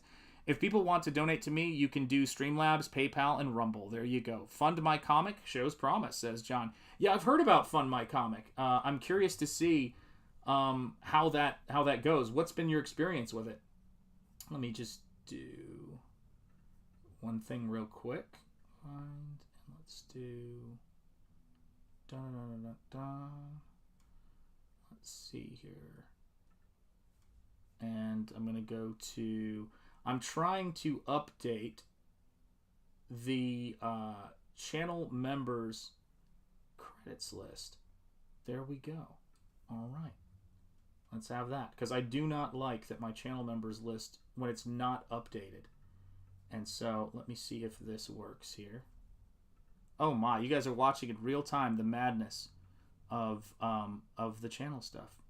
That's how it goes. Alrighty. And this might not be as pretty as I want it to be, but it might get the job done. Because I want to make sure when I wrap up today and I hit play that I've updated this properly to have all of the names of you guys who are channel members. And thank you for your support. It is very appreciated. Okay. Move that over. You're watching an old man in real time. That's the joy of it. and then that goes, and they're cool. Then we're good. All right. So let me go down here. File. Share. File. I swear there is so much. I know you guys talk about this all the time, but there is so much in this stuff. It is ridiculous what we do here. It is a silly thing to explain to others, but my God, at least there's more crazy people here to make it happen. Let's see here. Cheers, Immortal Rising comic book. Absolutely. Let me see here. And here's the thing. Even if you run your own site, that doesn't stop pressure on hosts and payment processors. You're absolutely right. Plus, I'll be able to use copyrighted music without fear. There you have it. Jericho is streaming. I bet that's where Tammy is. Yeah, of course. Well, Tammy's got to be there, man. She's got to be there. You know, I mean, come on. Tammy's got responsibilities, man. Tammy's got responsibilities. Yes, and Jericho is no doubt talking about what we're going to be talking about tonight. Pale Rider on Double Impact, guys. So I'm looking forward to talking about that. That is one of Jericho's favorite westerns and favorite flicks. So if you have not seen Pale Rider yet, or if you're looking to see some very excited people talk about Pale Rider and also have a good time, come on by and you will have a good time. That is our guarantee. There we go. But yeah, I Indiegogo to me, it's an unforced error. Like, I don't understand why they've decided to do this. Like, they've clearly, I don't know, they've missed out on you know, the trend, you know, of this kind of stuff. But maybe, you know, it could also be they could be having financial troubles, because that is going around. So who knows what's going on there. I'm sure we'll be hearing much about a lot of places soon, because I don't know how they're weathering what's going on right now. So who knows? But it does seem very odd. I mean, that is one of the weirder things I've heard, and I've heard some weird stuff about them. Let me see here. Yes, Pale Rider is awesome. Pale Rider is awesome. Not sure I've seen Pale Rider before or not. It is a great Western. One of the best Westerns of all time in my book, and it is the same for me, man. It is the absolute same for me. Yeah, if you have not seen Pale Rider yet, and if you haven't done a Clint Eastwood deep dive into Westerns, and you're looking for something to kind of feed your pop culture need, that is a great genre to go into. And we are having a blast talking about all things Clint Eastwood. And it's the same thing with weird fiction. I think one of the coolest things in the world is when you meet somebody who is like, oh, H.P. Lovecraft, I've never heard of that. And you get to introduce them, to, the Cthulhu mythos and to all of those great works of fiction. And I think sometimes, I think there's nothing better than having undiscovered great work, great books, great films that are out there that you haven't seen yet, that you can get excited about. And that's what's so fun. Here's one I'd like to see you guys cover sometime. 95's Virtuosity with Denzel Washington and, oh my God, I can't believe it. Russell Crowe, right? Am I correct? I remember that one. Yes, Double Impact now with more Jericho is great. You're absolutely right, John. Yeah, shout out to Jericho. Jericho's the man. He has me howling with laughter so much. And he's got a show he's doing on his channel with Gian, and I just did an intro for that show for him. So that should be, I don't know when they're doing the next episode. I think they said that there was might be a week or two, but check out that show, because the intro on that show is going to be done by myself as well as Jericho's regular intro. So yeah, it's a lot of fun. I mean, you meet people that are so fun to collaborate with and get into trouble with, and that goes doubly for the chat, and that goes doubly for the space, man. That is the fun stuff. That is the spice of life. We have a good time, and we ain't afraid to have a good time. There we go. Get those teeth in there. Oh, this is going to be so fun. Yeah, and I mean, that's the thing about it, too. 80s Made, shout out to 80s Made Consumer. He was talking about, one time, he was talking about art, and a really great supporter of Nosfero. And 80s Made was talking about how toy package design used to be just so beautiful, and there was a lot of like hand-painted stuff, and there was a lot of creativity in it. And I started thinking about that with the Masters of the Universe stuff, and that was the thing that just kind of, really inspired me when I was doing this stuff, is I was like, I've got to like look at some of that cool old package design. Let's see here. And I don't think it got an Oscar nomination. I know, isn't that weird? Some of these movies you find out don't get nominations. You're like, what is wrong? But at the time, I think Westerns were very much had fallen out of favor. And I think that, I think that people they just weren't chic. They weren't hip, to people. And I don't know why. The Westerns are fantastic. Westerns are so great. Let me see here. What else have I got happening here? Okay, got that. Got that. All right. Excellent. I'm checking over my reference I have for this. Let me see here. Yes, comic book. Yeah, Motu, Masters of the Universe, and G.I. Joe. Yeah, I mean, I remember trying to draw the... and the artist passed away, I think, 2 years ago, who did all the box art for those early figures. But I remember drawing as a kid the Storm Shadow box art and keeping that, in my Trapper Keeper so I could draw from it because I was such a big fan. Yes, Jericho kills me weekly, and you see it every stream. Shanth Enjeti art, Sososman Socrates. I was going to watch Blade Runner after this. I have the collector's edition. Which version do you recommend? I like the director's cut. But it depends on what you're in the mood for. The standard cut has this kind of film noir, voiceover to it, which is interesting. But I prefer the director's edition, which I think is the collector's edition, but I'm not positive. Someone in the chat may know better. But my son still hasn't seen it. He's a massive fan of Blade Runner 2049, and I want to get that flick to watch with him because I think it would be a blast. At the time, I thought it was weird. Now with ESG, I know why. Yeah, I remember with that conversation. If you go to the main homepage on the Target site, they actually have a section for their ESG on their, not their corporate site, I mean their main site. So, it's out in the open. People know it. When you think they've been playing down removing guns, yes, for E.T. for such a long time. Yes, and it was interesting that Spielberg came out and talked about how that was wrong for him to do, and that changing art, boy, you want to talk about the worm turning and the tide shifting. People who were very, very quiet about a lot of this stuff have started talking about it, and if that isn't a sign of the tide turning, then I don't know what is. I think people have gotten to the point to where they are really sick of having their history rewritten. And I will say this, it's the thing that I've always noticed about these folks is it really is confession by projection. They adopt terms like gaslighting and all of that kind of stuff, but in truth, those are the strategies that they use.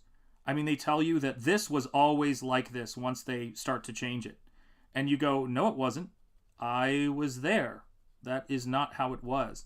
And so I've often been kind of amazed that whatever it is they start accusing people of, trying to silence people, that's what they're up to. It's like, what on earth? But they can't stop themselves. It's a very strange thing. A very strange thing. Changing art to me was always one of those no-goes. People talked about. They were like, don't change artwork. It's crazy. And all of a sudden they became the censors in chief. It's really strange. When you think that they're playing down the guns, let's see here. Oceania was always at war with East Asia. Oh, I got you. Oceania was always at war with East Asia. Gotcha. Bullied complacency is hard to maintain without the big fish following along. You're absolutely right. Film director is a narc job. There you go. I think I'll assume their opponents act like... Yes. Yeah, I think they all assume that their opponents act like them. Yes. And that's the crazy thing. I actually spend very little time on things I don't like. It's kind of strange that way. And I don't understand people who spend time trying to wreck other people's lives, but it's clearly a thing. I mean, we watched it way back when Ethan was going through it, and we're seeing it with J.K. Rowling. You're seeing it with all kinds of people. I mean, I would actually argue that one of the first things that urban legends or myths that people tried to get going with regards to creators, with regards to George Lucas, was that George Lucas, shockingly, seemed to have no real important involvement in Star Wars. Whether it's people talking about Marsha Lucas and how important she was and all of this stuff, it's like, yeah, but no. Actually, it was mainly George. I'm not saying people didn't help. I'm not saying people weren't there. But Star Wars has pretty much fallen off a cliff since George Lucas stopped being involved. Whatever decisions he's made, people may think, oh, this is controversial. But in terms of maintaining something like that for as long as he did, I think you have to give credit where credit's due. They're going to try to separate J.K. Rowling from Harry Potter soon. I don't understand it. It's insane. And if they could, if Hollywood was in charge of Nintendo, they would try to separate the creator of Mario from Nintendo. Zelda, all of it. Yeah, but Lord of the Rings was always woke. Yeah, I mean, it's so weird. As long as the original is intact and available, I don't care what edits exist. And you're absolutely right. They can't stop this stuff from being out there now. A part of the revolution is to hold the vocabulary. Yeah, that's right. We don't need their constitution if we have their dictionary, as they say. Is to hold the vocabulary hostage. They just change the definitions and add words, or add word salad to topics. You're 100% right. It is great to have you here, Immortal Rising, by the way. That is incredibly well said. Hostman Socrates, laugh out loud. It would be antithetical to Tolkien's faith and war efforts. You're absolutely right. Call Lord of the Rings woke again, and you'll know what column went through. That's right. John, yep, how unself-aware are these people? Quite. Timmy Mello, my main man and channel member, it is great to have you in the chat. Hail to you, Timmy Mello. Let's see here. Immortal Rising, Star Wars committed seppuku in grand fashion. Yeah, I can't believe that they sold it in 2013. It's taken them, or he sold it in 2012 or 13. It's taken them a decade to completely lay waste to it. Unbelievable. Yeah. Cluster B controls everything. Amen. Rest in peace, Star Wars. Succumb to the Disney parasite. Condolences, Anna, that Star Wars girl. I feel bad for Anna and myself. And for Ethan. I know we're all huge fans of that site. Huge. Yeah, dazzlingly unaware. Yeah, my expression, my term I've been using for them is, I refer to them as incurious bastards. That's my new sort of name for them. They have a lot of opinions on a lot of things they know nothing about. And it doesn't make any sense to me why somebody would need to have an opinion. And there's always been the case. There's always been people like that, but it's never been as whole-scale prominent as it is now. I mean, it's just wholesale prominent as it is now. And yeah, I don't know. It has been very surreal watching people change their tune on very core principles, which is to say censorship and editing of artwork and the changing of artwork.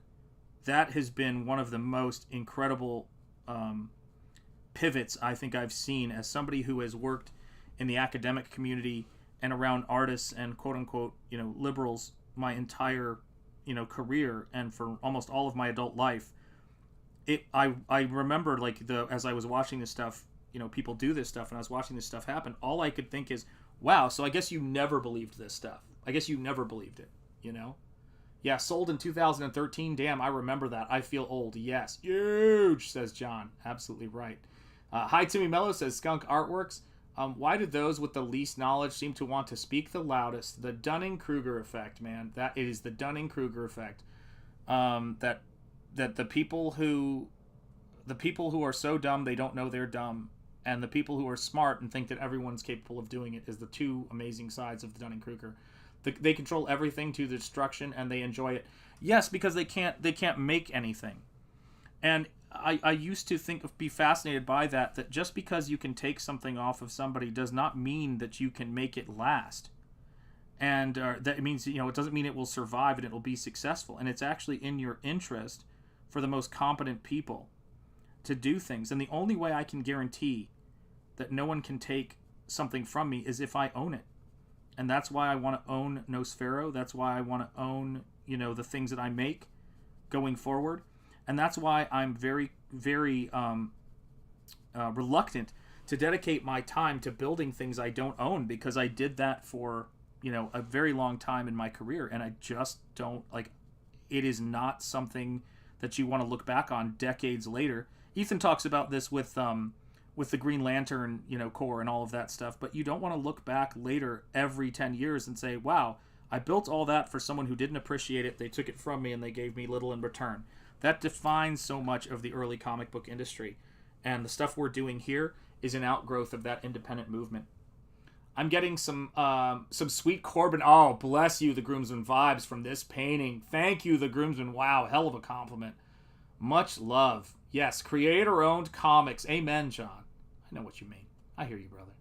Yes, Diamond Hands IP. He's absolutely right. Yes, indeed.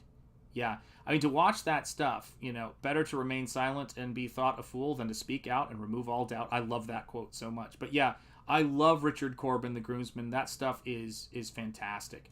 He was, if people want to know what my one of my biggest comic book influences is in terms of what he did in his work and career, Richard Corbin has become a big influence because his stuff was just so unafraid, so him, and it was also just really incredible in terms of the things he did with monsters, with zombies, with fantasies. It's like, it's him, it's Frazetta, it's folks like that who really influence what I do.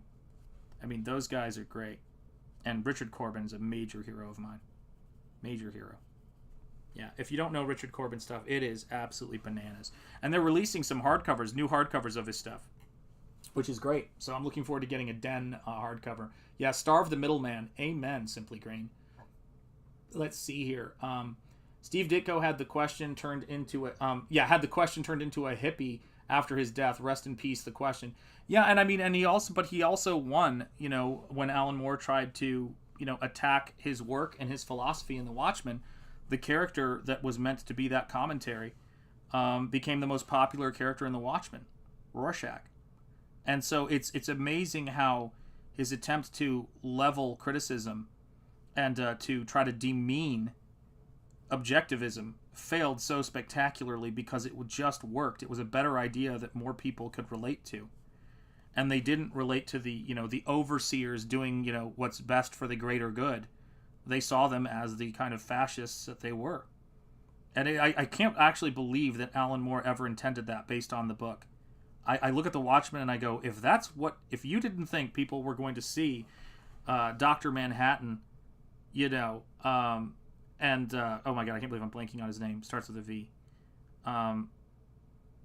What is his name? But to see those guys as the kind of creepy, you know, totalitarians they were, I don't know what you were thinking, man. Yeah. Alan Moore is an amusing character, but his art transcends his intentions for it. Yeah, I think so. I think his art won that argument, which is kind of funny, you know. Let me see here. John says, no worries. There you go. Yeah, Ozymandias. Thank you. Ozymandias. I don't know why I couldn't remember that. It's, you know, I mean, I read that book a ton when I was a kid. I do find humor in those times. See the Verhoeven Starship Troopers and Ubisoft's Keep Your Rifle by your side. Yeah, I mean, it is really a funny kind of thing, isn't it? When you know, you're so I always say that it's kind of a dangerous road to go down, and I've seen creators do it and go off the rails of thinking that you can 100% impose your will on the audience.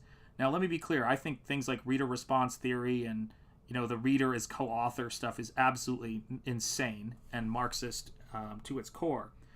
But I do think that when people go to see Star Wars, they get the gist of what's going on there, but they don't, you know, it's not like there's a certain joy in the experience and not having everything spelled out for you and not having everything predetermined.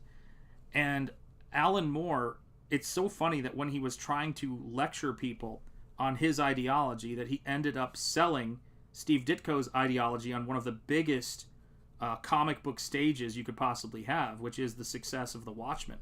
So yeah, sometimes truth will out, as they say, and it typically does.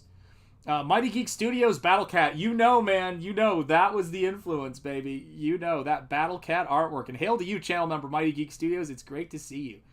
Yes, indeed. I am Ozymandias, King of Kings. Yeah, behold, I am Ozymandias, King of Kings. I look upon my work, ye mighty, and despair. Yeah, one of the all-time great bits of quoting from literature.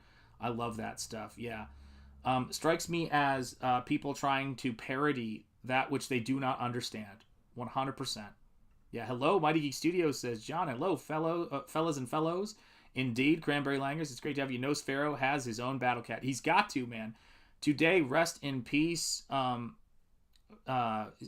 Master Icon. Hold on a second. What are we saying here? What's up, channel member Awesome One? It is great to see you, my friend. Speak easy indeed, and thank you for posting all of those great icons. I love the custom emojis. They are fun to do. Let me see here. Today, rest in peace.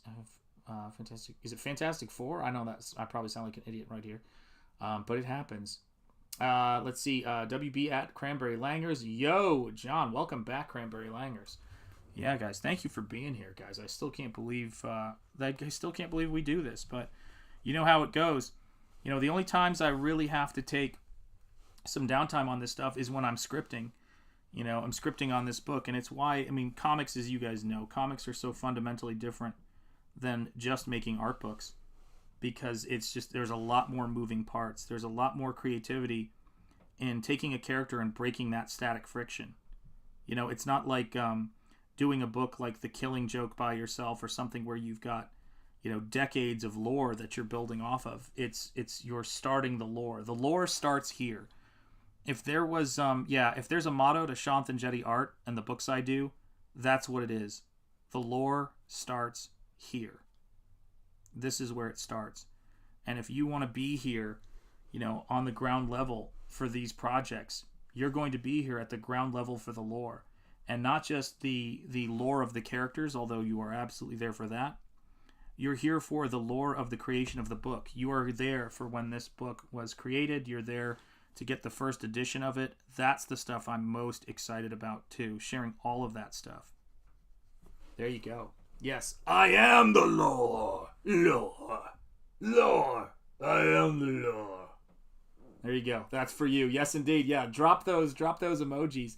I think HR is, oh yes, Frank Frazetta's 10-year anniversary of his passing. Yes, of course.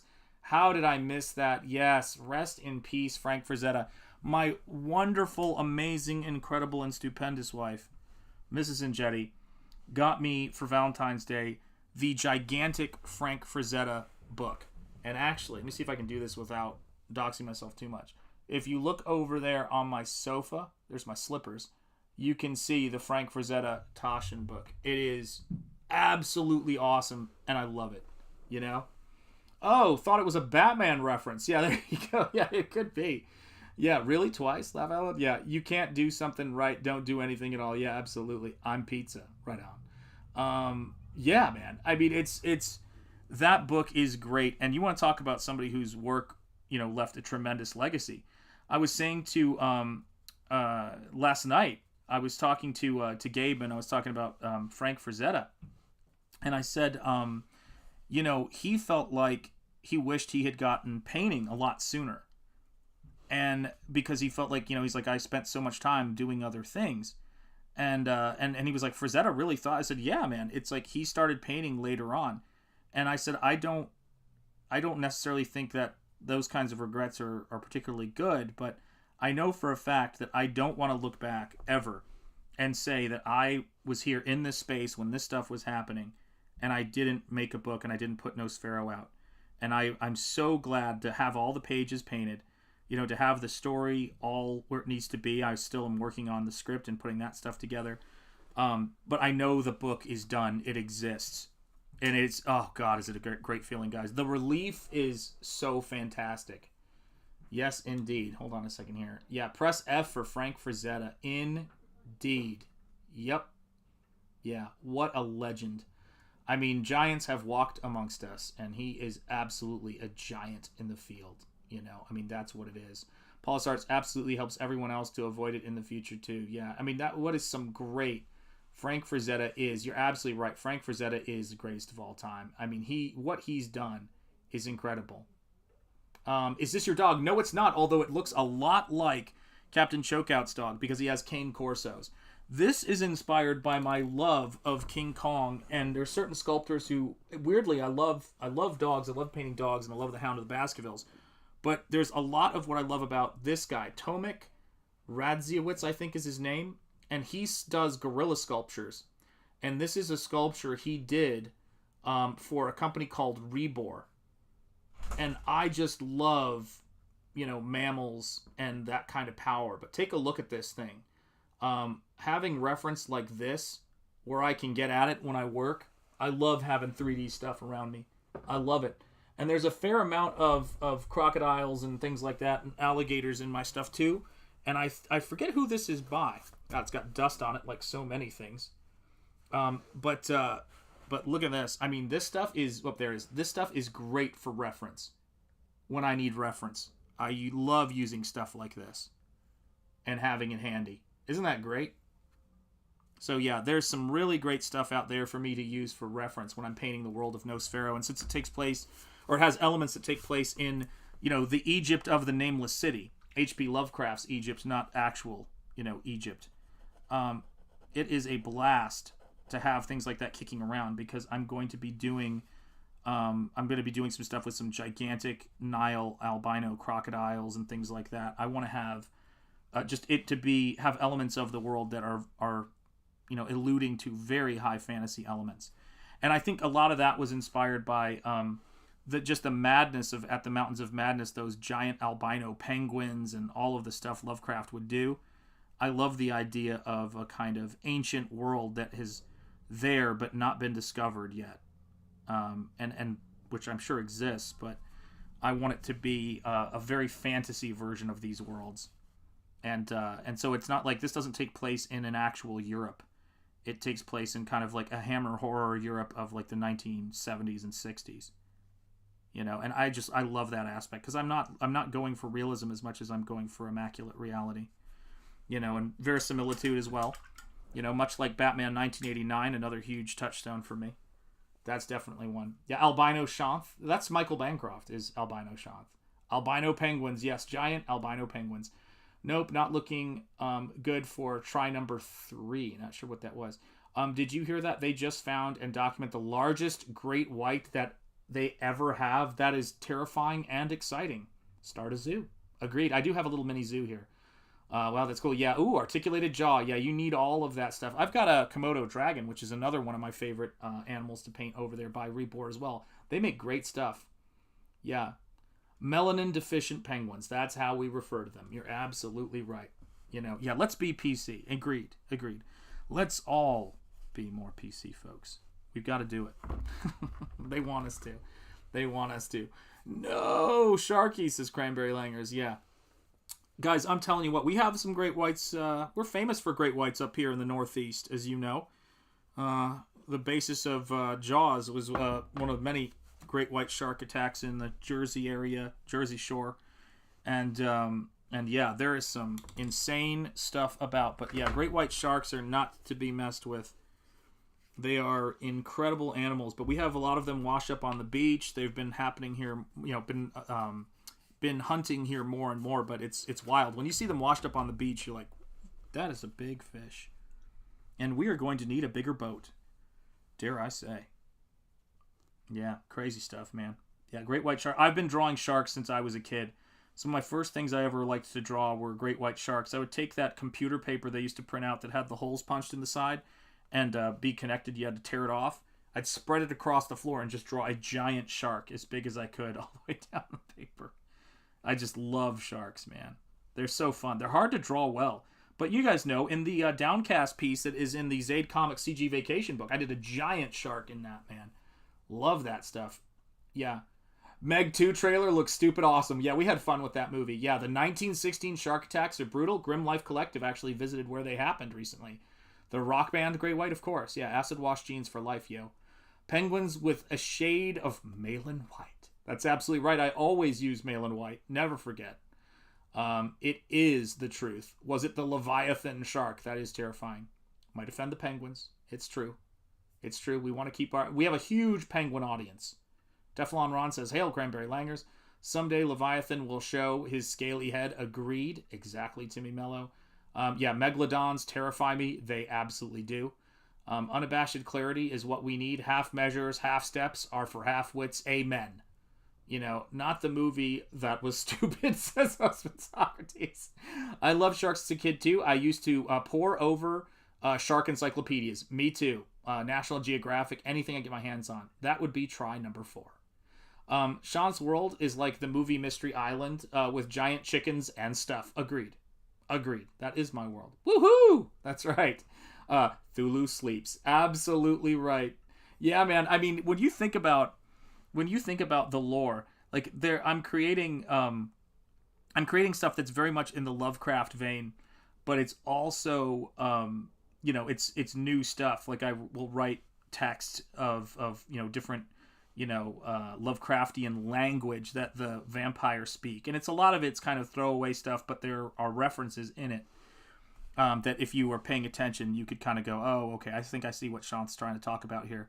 But man, is it fun. And Lovecraft, like, the fact that he just made this stuff up out of whole cloth, he does not get the appreciation that I think he deserves, particularly in the last couple of years. I mean, basically you had a bunch of people coming along and saying a bunch of stuff about Lovecraft that I think everybody already knew. And it wasn't anything new, but acting like, somehow we had to ignore this guy's amazing contributions to weird fiction. And of course, then shortly thereafter, you get Lovecraft Country. And you just go, make up your mind, guys. Like, do you hate this part? Like, you can't give credit where it's due. If you enjoyed Star Wars at any point during your life, give thanks to George Lucas. It does not matter what else happens or goes on. You got to give credit where it's due. And it's because precisely when people started saying, well, what's George Lucas got to do with Star Wars? Well, now you know. Now you know. This is what you're getting. You're getting Star Wars without George Lucas. And it's a very strange thing, because it doesn't mean that these people are perfect, but I would rather have any half-hearted Lord of the Rings, or I should say any weird or quirky Lord of the Rings book by J.R.R. Tolkien, than have a book made up by somebody who is the biggest fan in the world of J.R.R. Tolkien, because there's something about the way that he writes that it's not always going to be some amazing, masterpiece, but it's always going to have an unmistakable shade of brilliance in it. And you can't fake that. And Lovecraft's brilliance transcended all of his many difficulties with his health, with the abuse he experienced as a kid at the hands of his mom, who was just she's the definition of a piece of work, and other things. But yeah. Overly sarcastic. My glasses just slipped. Overly sarcastic productions. I'm looking at you. Lovecraft's personal biases don't discredit his literary accomplishments. Agreed. The Rats in the Walls. Absolutely disturbing story too. Once you take more far out there stuff out of Lovecraft, the gods, the aliens, there's a lot of ghouls and other murderous, mundane creatures. Yeah, the swineherd. Holy cow. Yeah, Cryptid Master, absolutely. Hail Cranberry Langer, says Timmy Mello. Shanth Enjeti, I actually have a shark encyclopedia on my new shelf. Excellent. That's awesome. Yeah, the Rats in the Walls with when he's looking down into the house is like, what the hell, man? I was actually just listening to one of my favorite books this morning, The Thing on the Doorstep, which is a really creepy book, and I think unbelievably fitting for right now. I was just about to thank George Lucas this week. I don't know if the Twitter account was actually his, though. No blue checkmark. I always say put positivity out there. Yeah, the beauty of originality. Yeah, credit where is due is true. Those willing to retcon history, something YouTube piece. Yeah, you're absolutely right. Yeah, I mean, I think that I'm glad that people come forward and take ownership of the things that they do. And I remember when Ethan was talking about, like, I've made millions and millions of dollars with the Green Lantern stuff I created, for DC Comics. And it's like, you can't deny that. He will not let people deny that that is the case. And I think you should do that. You should always, take credit for the stuff that you do. And I think it's one of the great, problems I see people struggle with is that they allow the narrative to be written. I'm glad J.K. Rowling started suing people who were accusing her of various things in the mainstream media. She should, because they're attempting to rewrite history, and they're attempting to character assassinate her, and it's ridiculous. It's really ridiculous. They do so with impunity because they have nothing to lose, and I think it's despicable, when people do stuff like that. I'm like, what is wrong with them? I mean, she has given so much, to the fantasy genre with her work. And I don't even read Harry Potter. I'm just saying this as somebody who has watched its impact on people. And anyone who claims otherwise, like, I can be a Harry Potter fan, I just don't like J.K. Rowling. I'm like going, well, I mean, personally, do you even know her? One, and two, you got to give credit. You can't think she's an idiot and then be into her stuff because you're watching living proof of her genius as you enjoy it and entertained by it. What is up, Arthurline? It is good to see you, my friend. Arthurline, how are you doing? Let's see. Now you know it's garbage. This was exactly why I felt moved to thank George Lucas. He did create Amazing Universe. Big part of my life. Me too. Yep. No blue check mark for this cat. Yeah, there you go. Yeah, you're absolutely right. So you never know, really. Let's see here. Arthurline, hail indeed. Yeah, there's a whole bunch of checks out there that need cashing. That's absolutely right. In the slander department, and J.K. Rowling, get her bag. Yeah, you better get her bag. I agree. Yeah. Morning, Arthur. Yeah, my comments section is replete with people who tell me that Harry Potter doesn't belong to Rowling. Yes. Yes, there were a group of people in Germany who believed that a lot of Klimt's paintings didn't belong to their owners and tried to redistribute those to the German government. And that's about how I feel about that. Yeah. It's kind of amazing when you go after a group with impunity and then you decide that these folks have no awareness of history. They go after people with impunity and attempt to deprive them of their property. Where have I seen that before? They think they're Robin Hood, and they're absolutely not. They are the Sheriff of Nottingham. That is who they are. They steal from the hardworking and give to themselves. That is all they do. And people are getting sick of it. Because at the end of the day, you don't need their BS in your life. J.K. Rowling stuff brings beauty to your life. Their stuff brings ugliness. And they will have to live with that for the rest of their lives. Yeah. Don't spend any time ever equivocating or humoring people who despise you. And do not ever let people who despise you dictate your worth. They are not worth your time. Move on. There is nobody who has a right by anything they do to just have carte blanche to attack people and slander and defame them.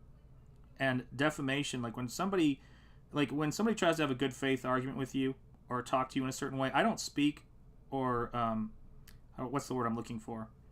I do not treat people like garbage, and I do not talk to people who attempt to treat me like garbage. That shit won't fly ever. It will not happen. That is not what I do. And I think you have to let people know how you roll. And J.K. Rowling, no pun intended, it was time for her to say that. If some fan comes up to you screeching, or some person comes up to you thinking they can demean you because they've decided that you have disappointed them in some way, and that allows them to resort to that, I really don't know what else to say. There is something broken in these people. You know, it is absolutely crazy. And it isn't everybody's, it's hers. 100%. Just like, I talk to people about this. This is another really good point. When whatever his name was, doesn't matter to me, tried to copyright or trademark Comicsgate. Ethan owns it now. He is the owner. I actually believe in trademark law, and I believe in this country, and I believe in our in what the premise of the legal system is. So that is who built, in many ways, what Comicsgate is now. He was the first person to use it in trade. All of that stuff is important. If somebody were to say to me that Comicsgate does not belong to Ethan in the legal, literal sense, I would say you are wrong. That is not true. If people want to talk about CG and this movement, that's a different story. But that's what those folks were trying to do when they were trying to copyright Comicsgate. It's absolutely bananas. If they demean you to your face, do the Buzz Aldrin to give them a knock in the teeth. Yeah, not myself. Preston Poulter, that's right. I knew it was somebody of that ilk. Yeah, and I look at this stuff and I just think build when no one can tell me. That's why I use Shanth Enjeti art. No one can tell me I don't own the stuff I create. And nobody can take away the fact that if you remove everybody from Harry Potter but J.K. Rowling, you still get Harry Potter. You still get that book. If you remove everybody but George Lucas from Star Wars, you still get Star Wars. I don't care who it is, Marshall Lucas, any of the creators. You are still getting Star Wars. It might not be the exact same thing, but you're absolutely getting it. You keep everybody else, remove J.K. Rowling, and you remove George Lucas, you see what you get. You get exactly what we have now. You get a wasteland bereft of creativity. And I just don't believe ever that you can rewrite history to make the opposite true. It's not. Fans are so important, but if you in any sport, but you get rid of the players and you don't have the sport. People need to understand that there is a relationship between the two. And it is very weird to me when people were trying to demean and insult Stan Lee at the end of his life and what a horrible person it is. I mean, there's something wrong. Yeah, I think Star Wars is dead, to quote so many people. But yeah, Star Wars is dead. Long live Star Wars. You know, like the stuff that we love is great. But yeah, I mean, as a living brand, they've killed it. You know, as a living world. Let's see here. Yeah, Preston Poulter. Yeah, if you can't win the argument, win the jury. Yeah, paraphrase from memory. Yeah, and it's a crazy thing because in this space, one of the things I love is that you really, when I think of the Lucent, I think of Michael Bancroft. Like you're connected to the people. When I think of the Replicator, I think about Rob. When I think about, oh my gosh, Monster MD, I think about Vaughn. When I think about Cyberfrog, I think about Ethan. You know, it's Dale Keown, Pitt. Like that is what, Image Comics in the early days was about, but that's also what the black and white boom was. I don't want to see Rocketeer not drawn by Dave Stevens. I just don't. No offense to anybody else, but if you remove Dave Stevens, you remove that secret sauce to the Rocketeer and what made it so great. And so, yeah, for me, that's what it's about. That's what it's always going to be about. And Nosfero is without me, Nosfero isn't Nosfero. Period. And when you guys get this book, you're going to see what Nosfero is.